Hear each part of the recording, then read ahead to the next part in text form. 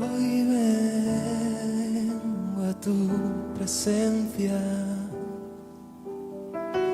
Mis pecados no están ocultos ante ti.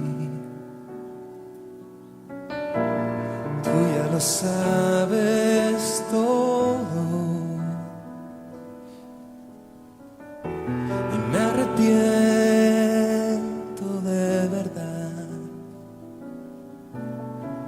Aquí estoy, límpiame.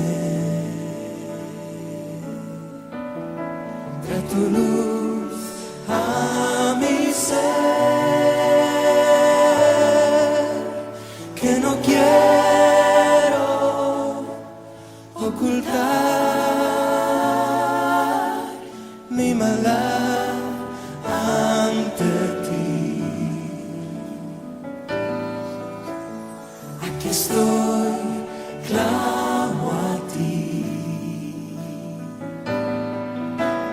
Tu perdón llegue a mí y vuelve a ocupar el primer lugar en mí.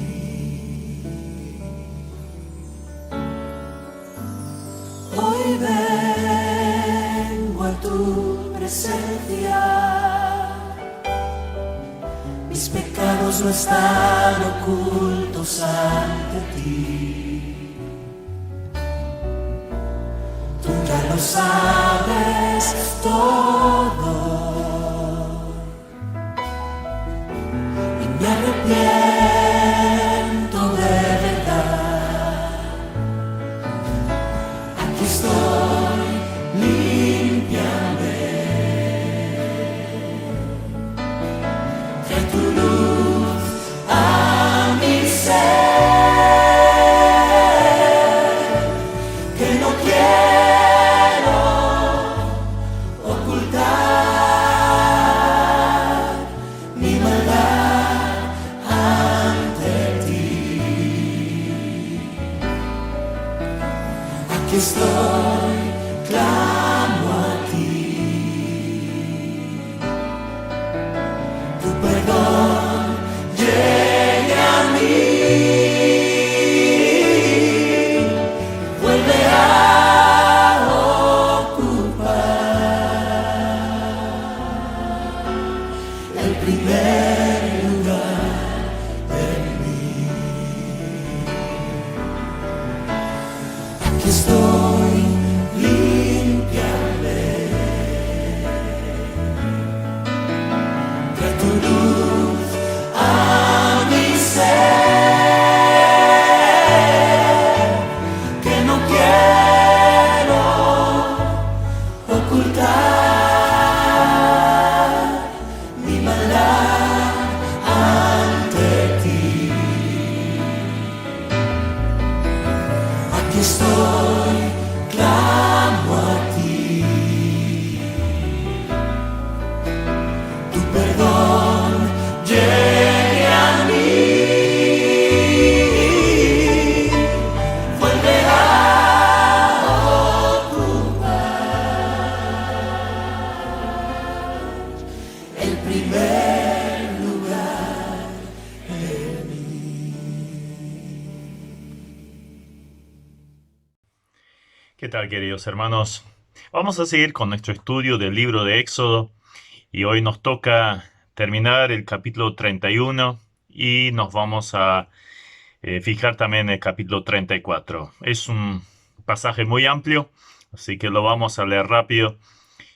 El primer punto que vamos a tratar es la señal del pacto, que justamente es el día del reposo.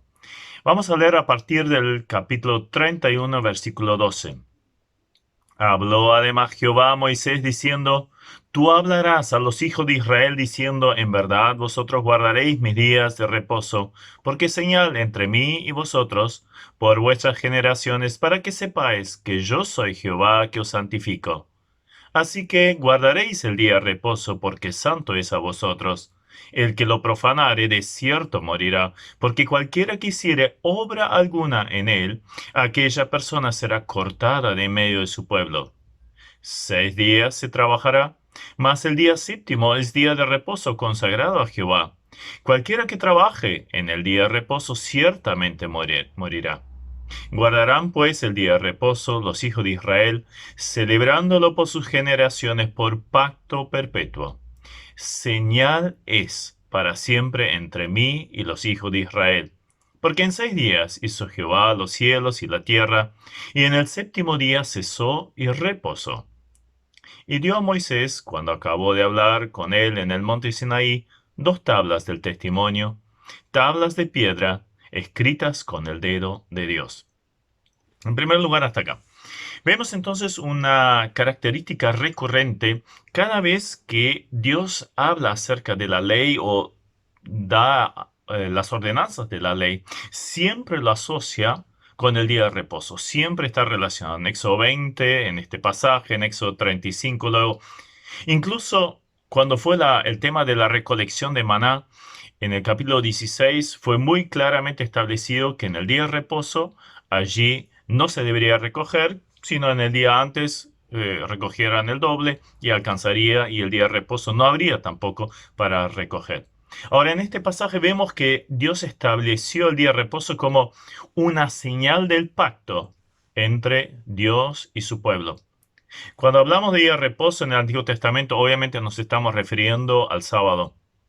El domingo recién se empezó a usar como día de reunión después de la resurrección del Señor Jesucristo.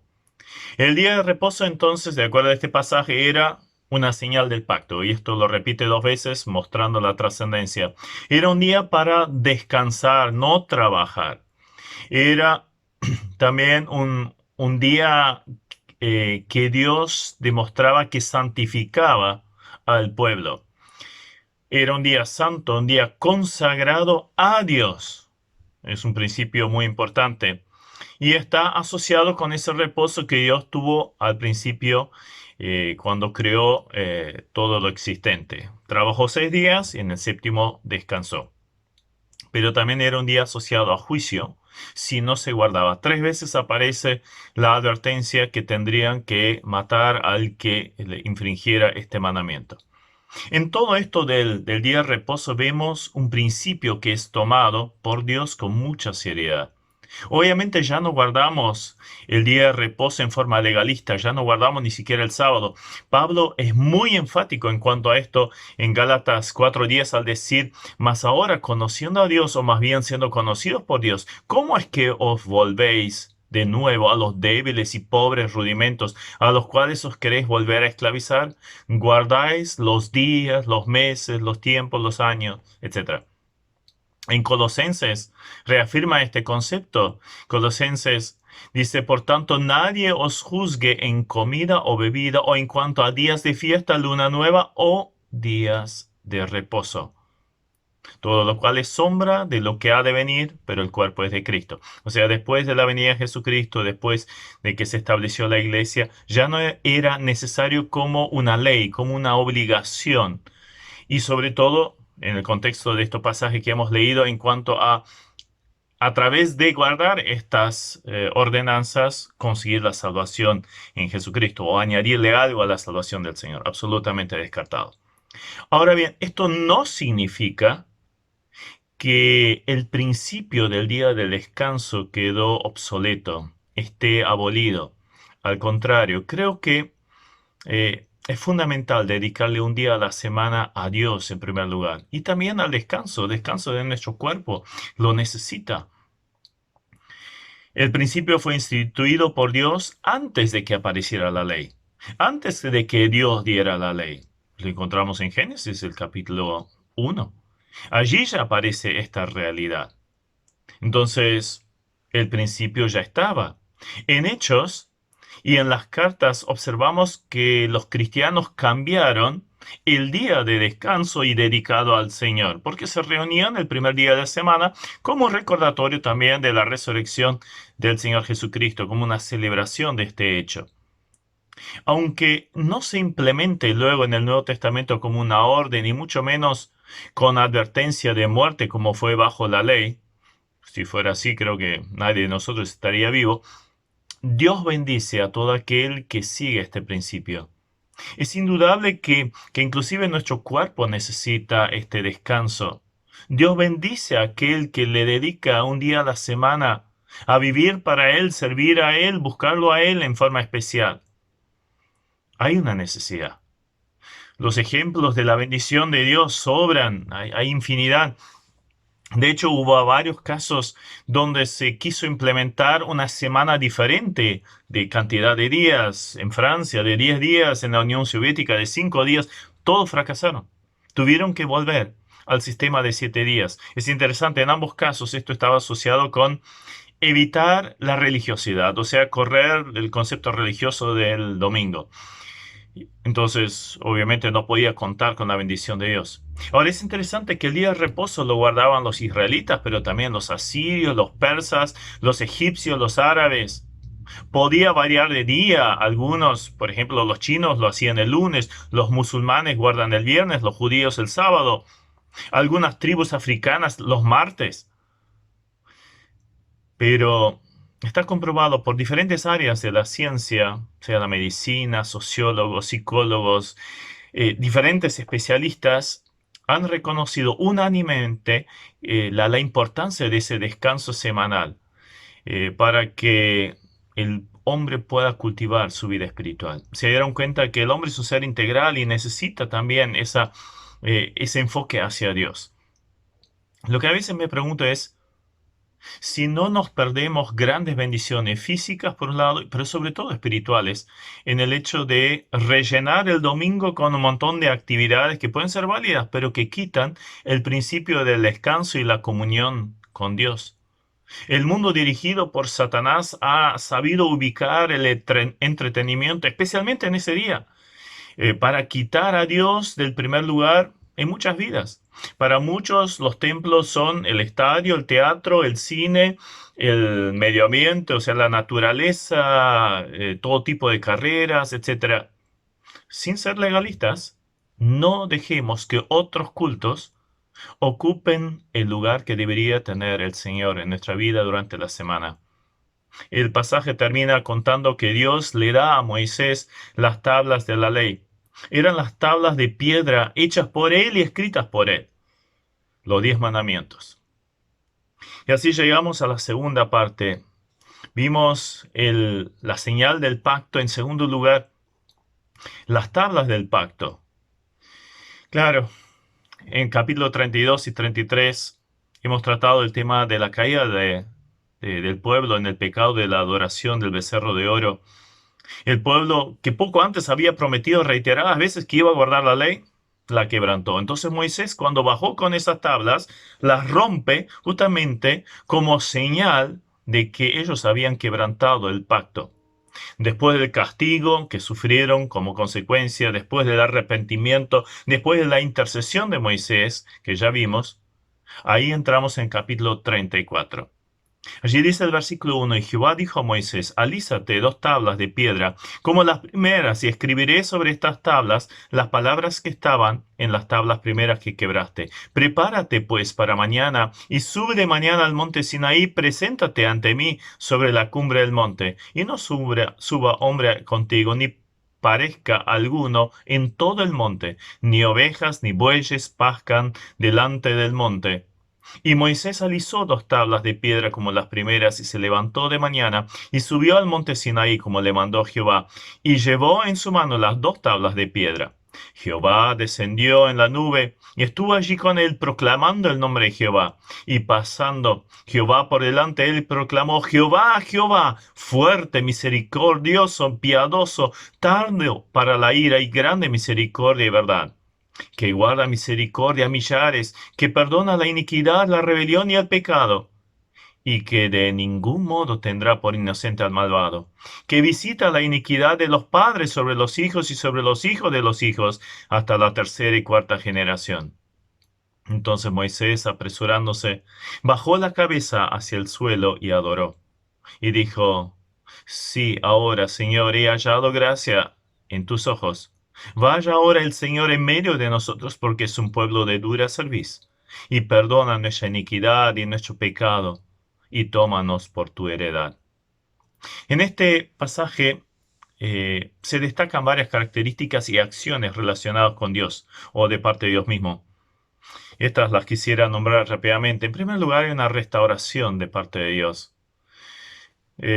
Moisés, consciente de la terrible realidad del pecado del pueblo, había roto las tablas, pero ahora Dios le ordena que se hicieran nuevas tablas. Ahora las hace Moisés y Dios las habría de escribir.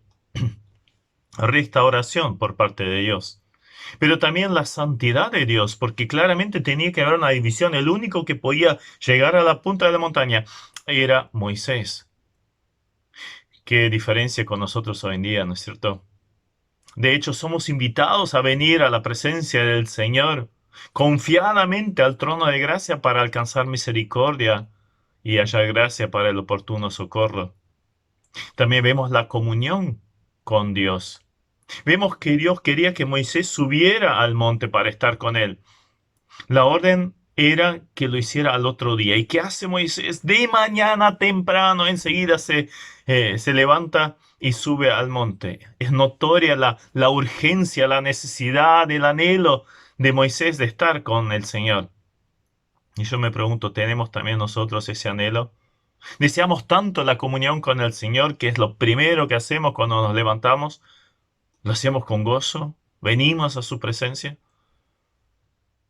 Vemos el cumplimiento de la promesa de Dios. En el capítulo anterior, Dios había prometido que iba a mostrar su gloria y vemos que acá esto se cumple. La presencia del Señor estaba allí y creo que con mucha más razón nosotros podemos seguir confiando en esa presencia del Señor que nos prometió antes de ascender al cielo, que iba a estar con nosotros todos los días hasta el fin del mundo. El Señor cumple sus promesas siempre. Pero también vemos la bondadosa presencia de Dios. En Éxodo 3, Dios se había manifestado a Moisés como el autoexistente y autosuficiente, como el gran yo soy. Pero ahora se presenta como el Dios bondadoso, a pesar de lo que había pasado recién en cuanto a lo pecaminoso del pueblo. Y justamente relacionado con esto de la bondad de Dios, se acumulan diferentes términos, expresiones, que simplemente queremos nombrar rápidamente. Ahí se empieza resaltando la fuerza de Dios, la cual es inigualable. Frente a toda nuestra debilidad o la debilidad del pueblo, Él está presente con todo su poder. Se manifiesta de una forma especial la misericordia. 3 veces la nombra. De hecho, utiliza 2 palabras diferentes. La primera tiene que ver sobre todo con la compasión de Dios. Después, al final del versículo 6 y el versículo 7, grande misericordia, guarda misericordia a millares. Allí esa palabra conlleva 3 conceptos que están íntimamente relacionados: fuerza, constancia y amor. Eso es la misericordia de Dios. Así se manifiesta y esa palabra aparece muchas veces en el Antiguo Testamento. Si pensamos en un pueblo que fracasó una y otra vez, y vemos también nuestras falencias, nuestras debilidades y errores, cuánta necesidad tenemos de esta forma de misericordia divina. Pero tengamos en cuenta que esta misericordia va acompañada de la verdad. Dios no minimiza el pecado, lo encara como corresponde. Y así también tenemos que encarar nosotros personas que pudieran estar equivocadas con misericordia y verdad. Con misericordia y verdad se corrige el pecado, y con el temor de Jehová los hombres se apartan de él, decía Salomón también. Dios también se muestra como piadoso, donde el concepto que se destaca es la clemencia. O sea, es clemente frente al que merece el castigo. A pesar del fracaso, a pesar de un castigo merecido, Dios también es clemente y dispuesto a perdonar. Y añadimos a esta expresión el tardo para la ira. Claro, una y otra vez vemos que Dios es paciente con el pecador, mucho más que nosotros imaginamos o nosotros hubiéramos decidido, dándole tiempo para que se arrepienta. Su perdón es otra característica. Es interesante que nombra el mal con tres nombres diferentes: iniquidad, rebelión y pecado. Iniquidad es esa perversión de los caminos humanos frente a Dios. Rebelión es la falta de obediencia, sumisión a Dios. Y bueno, pecado es errar el blanco. Errar el propósito que Dios tenía con las personas, con el ser humano, con nosotros. Pero todo esto lo tenía Israel, pero también lo teníamos nosotros. Nuestra realidad no es diferente. Fue nuestra iniquidad la que nos separaba de Dios. Era nuestra actitud rebelde antagónica a Dios que le llevó a la cruz. Y le erramos por completo al propósito que Dios tenía para con nuestra vida. Y menos mal que Dios envió a su Hijo Jesucristo a morir en nuestro lugar. Él estuvo dispuesto, a pesar de todo esto, dispuesto a perdonarnos en su Hijo amado. Pero frente a todo ello, el pueblo de Israel tenía que tener en cuenta que el pecado tenía consecuencias, que se podían extender inclusive varias generaciones. Gracias a Dios, hoy en día esto no corre para nosotros, porque cuando el Señor Jesucristo nos perdona por completo. No queda un resabio de algo que nuestros antepasados pudieran haber hecho. Al que el Hijo liberare, será verdaderamente libre. Frente a esa maravillosa realidad de la presencia de Dios y cómo se presenta y lo que es para el pueblo, ¿qué hace Moisés? Adora.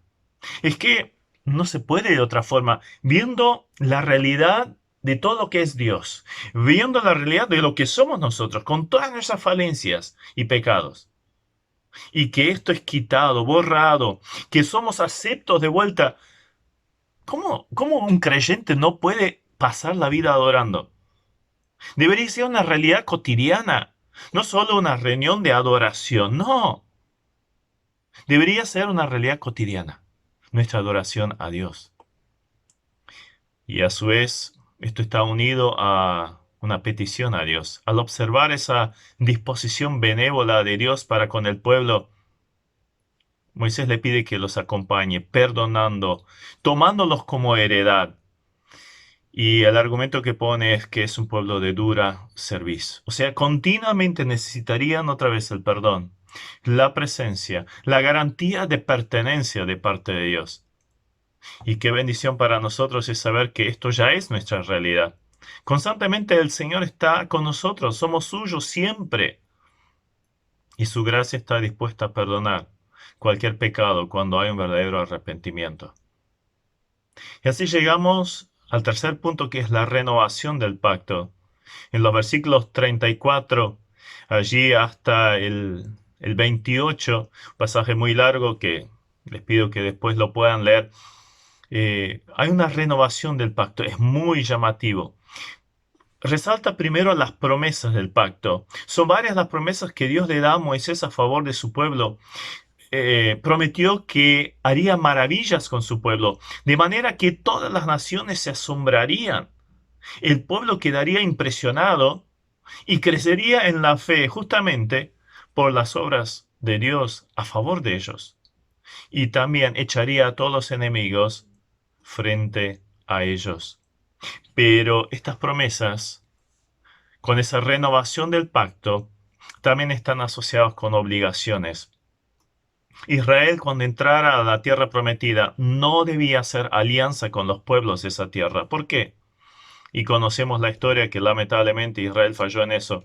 Cada vez que hacían alianza, cada vez que se casaban con mujeres de los pueblos vecinos, estas introducían la idolatría, la inmoralidad, la depravación, la injusticia social, y con eso también, otra vez el castigo de Dios, que vino muchas veces a través de la mano de estos enemigos. Respecto a los ídolos, los tenían que destruir completamente y jamás adorarlos. Es que aparte de que, como dice Pablo, en los ídolos se adoran a demonios, esto estaba asociado con la inmoralidad de la cual ya hablamos. Prostitución, orgías, bueno, lo que pasó con el becerro de oro, pero en forma exponencial, hasta los sacrificios humanos.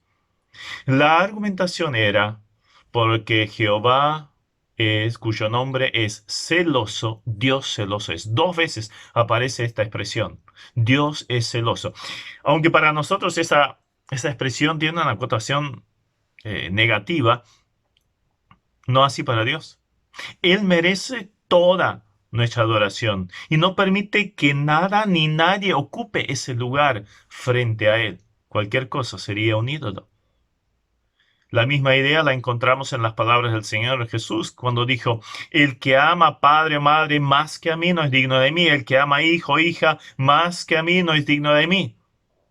Y llega al punto que hasta dice, el que no aborrece, o sea, el amor hacia Dios debería ser tan prioritario que todo lo demás, en comparación, estaría marcado por el aborrecimiento. Tan grande debería ser nuestro amor prioritario al Señor. Él se lo merece, Él lo busca y bendice al que se lo da. Luego Israel tenía que guardar especialmente tres fiestas que son nombradas allí. Cada israelita se tenía que presentar frente a Dios en esas tres ocasiones cada año. Y Dios habría de velar especialmente sobre su pueblo para que no fueran atacados por los enemigos en este tiempo. Estaba la fiesta de los panes sin levadura, que está asociada con la Pascua y esta fiesta de los panes. También la fiesta de las primicias o de las semanas, o también llamada Pentecostés. Y también la fiesta de la cosecha a la salida del año, o también conocida como la fiesta de los tabernáculos. Entonces, en estas tres fechas, en forma especial, cada israelita, no interesaba de qué rincón de todo el territorio, tenía que venir a Jerusalén. Ahora, es interesante que Dios velaría por la tierra, habiendo seguido todos los hombres y muchas veces las mujeres también, el pueblo. ¿Estaría todo vacío? Dios se encargaría de velar. El camino de la obediencia también era el de la seguridad. Podemos observar también que el servir a Dios no está separado del gozo. Había fiestas en Israel. Es que teniendo un Dios tan grande que ha hecho tantas bendiciones y nos provee de tantas bendiciones, hay motivos sobrados para celebrar, para disfrutar. También hay una serie de indicaciones respecto a la redención de los primogénitos que todos les pertenecían al Señor, y también algunas indicaciones respecto a algún sacrificio que luego se desarrolla en forma especial en el libro de Levítico. En el versículo 28 vemos que Moisés fue sustentado de una forma especial. Estuvo 40 días allí en la cumbre del monte, igual que Elías, igual que Jesús, y fue fortalecido allí en forma especial. Ahora, me llama la atención justamente ese tiempo. Es que cuando algo realmente nos interesa, nos podemos olvidar hasta de lo demás, ¿verdad? Ahora, ¿cómo estamos respecto a la comunión con el Señor? ¿Tenemos ese interés que hasta nos podemos olvidar de comer, de otras cosas? ¿O será la inversa?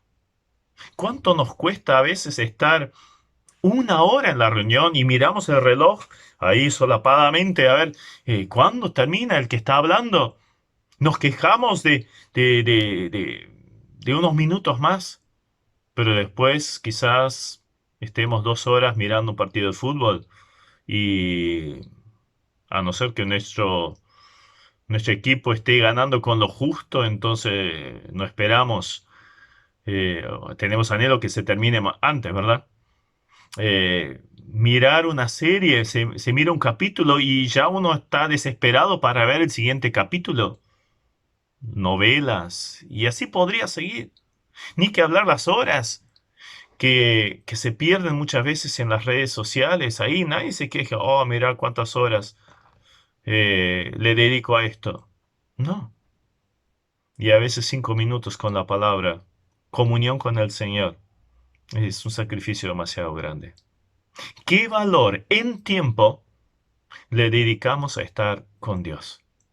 ¿Con qué nos alimentamos? En cuarto lugar, vemos los efectos del pacto. Cuando pensamos en estos 40 días pasados en la presencia del Señor, algunos podrían verlo como un tiempo perdido, ¿no? Pero cada persona que pasa tiempo con el Señor es recompensada. En primer lugar, en forma personal, en forma espiritual. Pero también esto luego se manifiesta en otras formas. Y acá vemos algunos de esos efectos. A partir del versículo 29 dice, y aconteció que descendiendo Moisés del monte Sinaí, con las 2 tablas del testimonio en su mano, al descender del monte no sabía Moisés que la piel de su rostro resplandecía después que hubo hablado con Dios. Y Aarón y todos los hijos de Israel miraban a Moisés, y aquí que la piel de su rostro era resplandeciente, y tuvieron miedo de acercarse a él. Entonces Moisés los llamó, y Aarón y todos los principales de las congregaciones volvieron a él, y Moisés les habló. Después se acercaron todos los hijos de Israel, a los cuales mandó todo lo que Jehová le había dicho en el monte Sinaí. Y cuando acabó Moisés de hablar con ellos, puso un velo sobre su rostro. Cuando venía Moisés delante de Jehová para hablar con él, se quitaba el velo hasta que salía. Y saliendo decía a los hijos de Israel lo que le era mandado.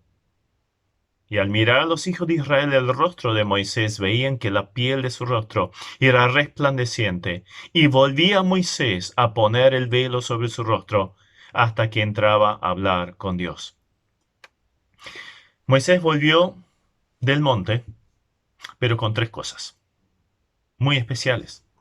Vemos los efectos del pacto.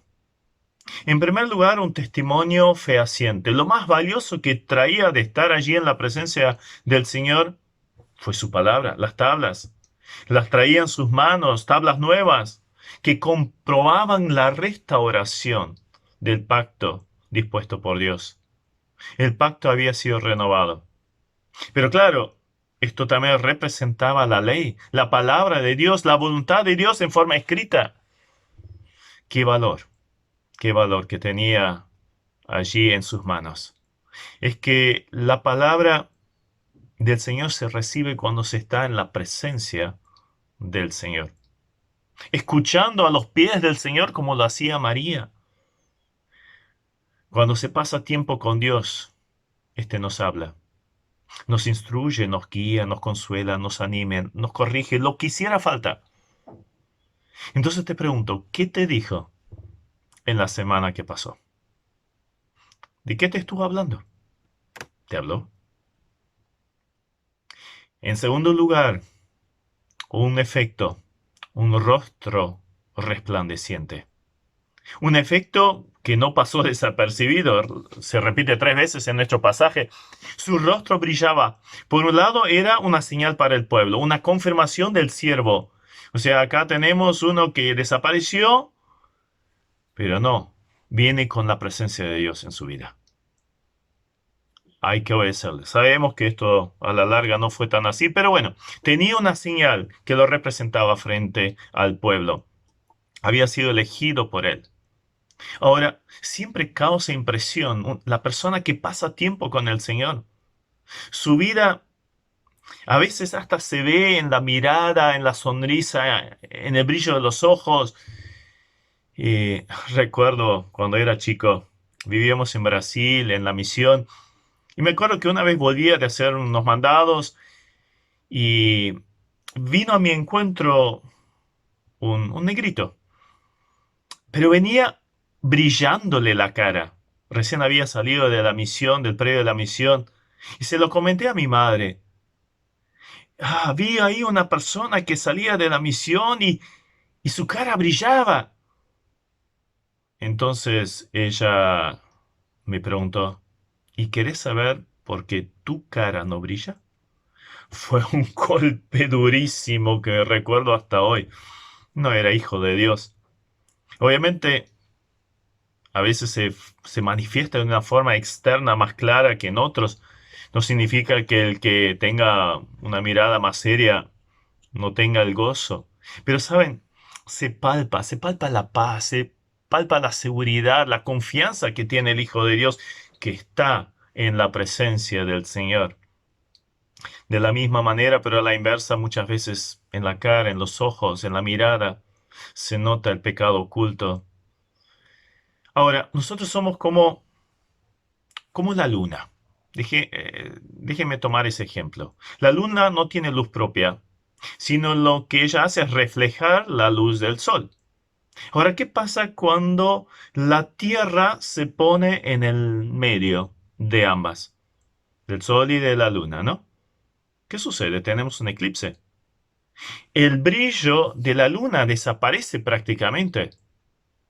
Bueno, nosotros somos un reflejo de la luz de Dios. Cuando estamos mucho en la presencia de Dios, vamos a reflejar esa luz. En muchas áreas, en muchos sentidos me estoy refiriendo, sobre todo en ámbitos espirituales y de bendición. Pero cuando algo mundano se mete en el medio, perdemos luz. ¿Y cuántas veces lo mundano, lo cotidiano, lo secular toma ese lugar que debería ocupar la presencia del Señor? Entonces no nos asombremos que no hay luz, que no reflejemos la luz de Dios.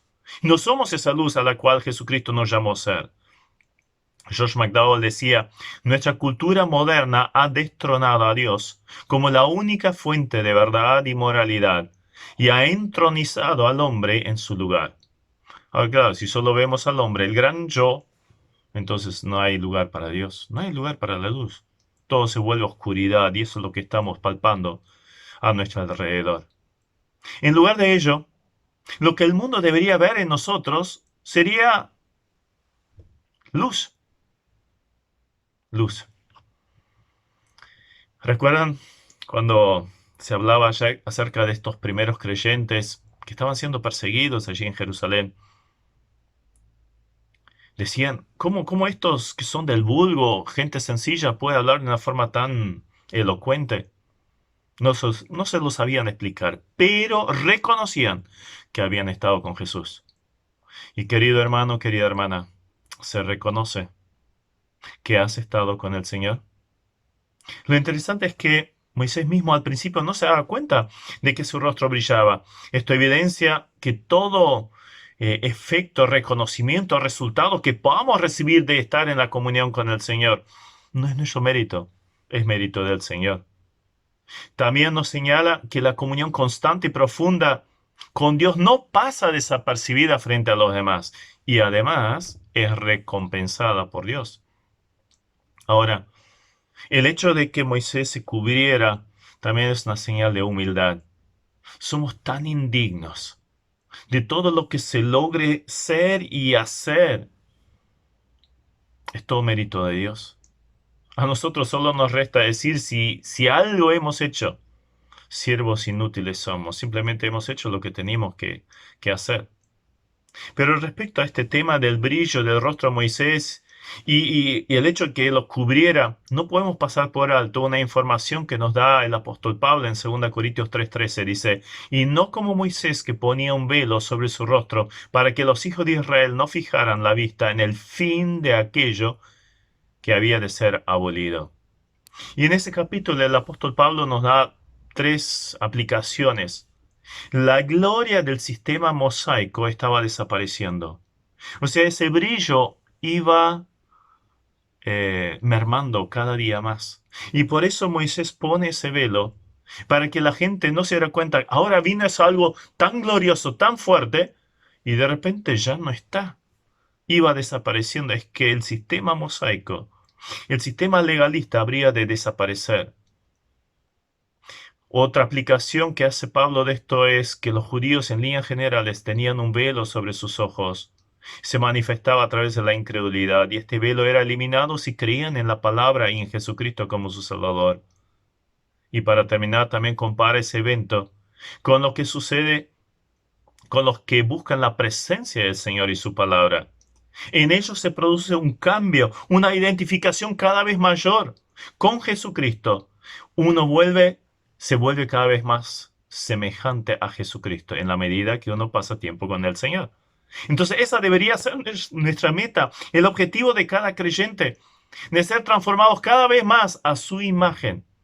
Por lo tanto, vengamos, busquemos la presencia del Señor, cultivemos su cercanía y vamos a quedar asombrados de los efectos que produce en nosotros y por medio de nosotros. Pero también hay una comisión trascendente. Moisés descendió del monte con una comisión.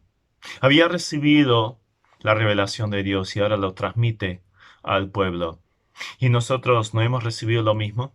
¿No fue lo que dijo Jesús? Que tenemos que ir y hacer discípulos a todas las naciones. ¿Y qué tenemos que hacer? Enseñándoles que guarden todas las cosas que os he mandado. Entonces, también nosotros tenemos una responsabilidad.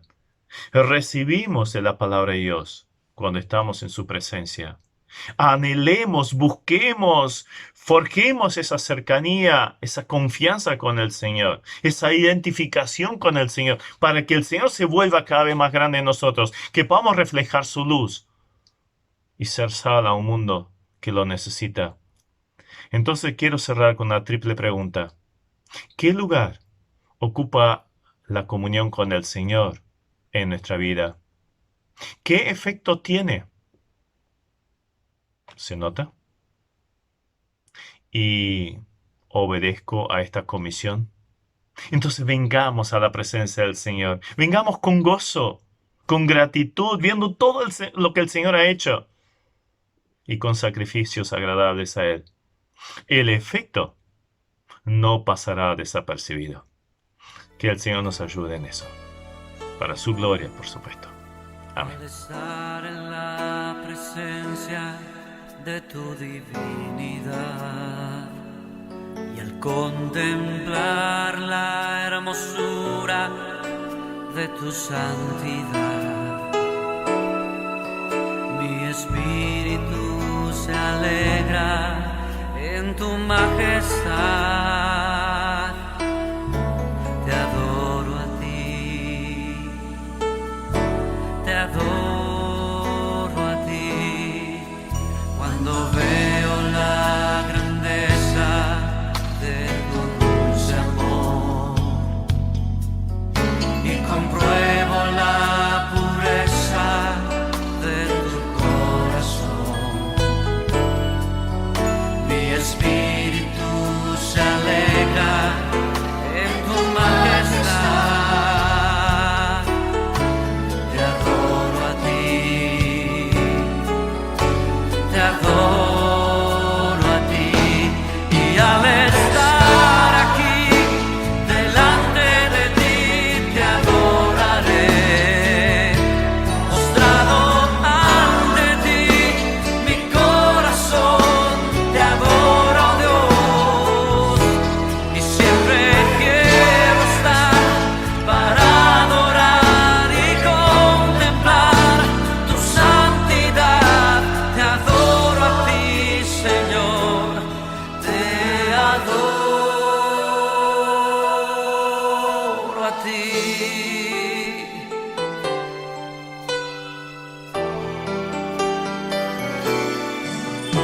Al estar en la presencia de tu divinidad y al contemplar la hermosura de tu santidad, mi espíritu se alegra en tu majestad. Te adoro a ti, te adoro a ti, cuando veo la grandeza de tu dulce amor y compruebo la pureza de tu corazón, y mi espíritu se alegra